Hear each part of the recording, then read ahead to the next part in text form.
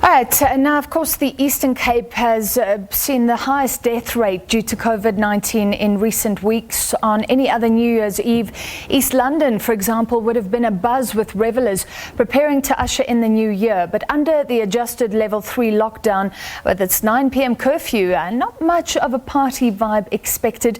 The Buffalo City Metro, one of 7 hotspots in the Eastern Cape. Well, let's find out a little bit about what's happening on the ground. We crossed our reporter Abongile Jantjies, who's at a roadblock in East London. Abongile, what's happening where you are?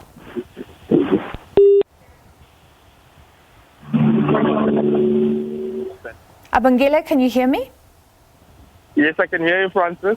What's happening where you are at the roadblock? Well, a roadblock is about to commence now here in East London. Usually this area is usually a buzz during this time, Francis, and but not to be today because there's a curfew in place. A hardened one. Residents who we managed to speak to earlier on say that they are disappointed. Some of them had to even cancel their bookings of accommodation here due to this lockdown. But they say that they are disappointed, but they have to adhere to the president's call to stay indoors and keep safe by all means, especially during this night, Francis. And Mount Frere, I mean, across the country, the president has called for candle lighting ceremonies rather than being involved in setting off huge amounts of fireworks. He said that some of the government officials will be at these candle lighting ceremonies to remember the healthcare workers, those who have been at the front line. What's happening at Mount Frere? At Free Hospital, Francis, the Premier today, this evening, will hold a prayer service today, accompanied by Health MEC Cindy Sogomba, who also recovered from COVID-19, to remember those who died because of COVID-19, your nurses, your doctors, all those people who were at the front line trying to save lives here in the Eastern Cape. They will be remembered today by the Premier. It won't be long. It will take roughly an hour just to adhere to the curfew so that everyone can go home safely before the curfew starts. Francis? Can you gauge the attitude, the mood amongst the police who are going to be manning that roadblock? They've got to work on New Year's Eve.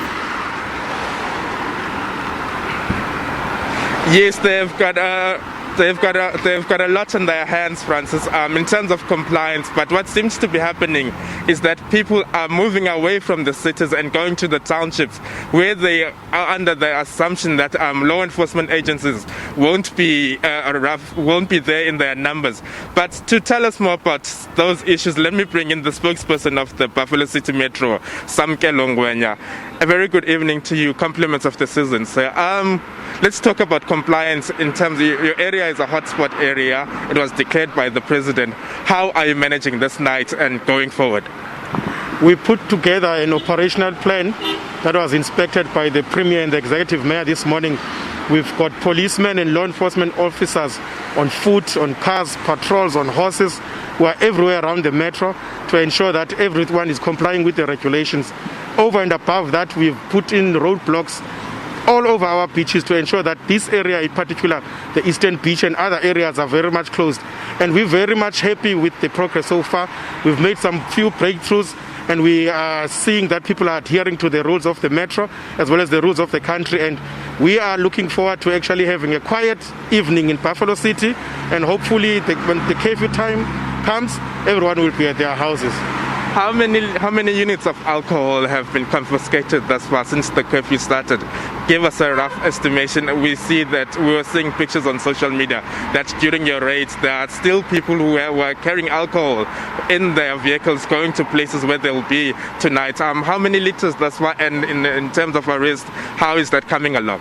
It's probably one of the reasons that led us to being a hotspot. We saw, particularly in your township, that there was a lot of non-adherence.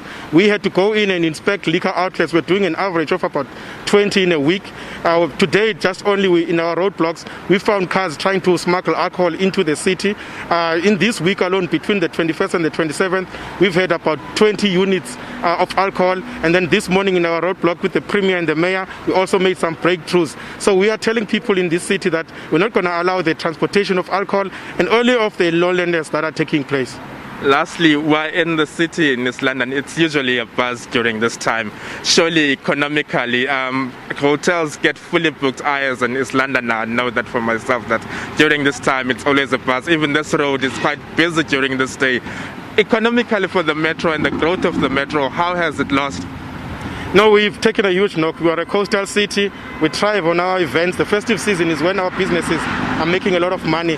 That's why as a city we're introducing a customer bonanza so that we can give our businesses as well as our consumers a recess so that they can actually pay fully. So we are aware of what's going on in the city. Oh, thanks a lot for your time. Francis, that's where we'll have to leave it from now. That was the Buffalo City spokesperson, Samkelo Ngwenya, telling us about their plans that they have in place to maintain that all regulations are adhered to.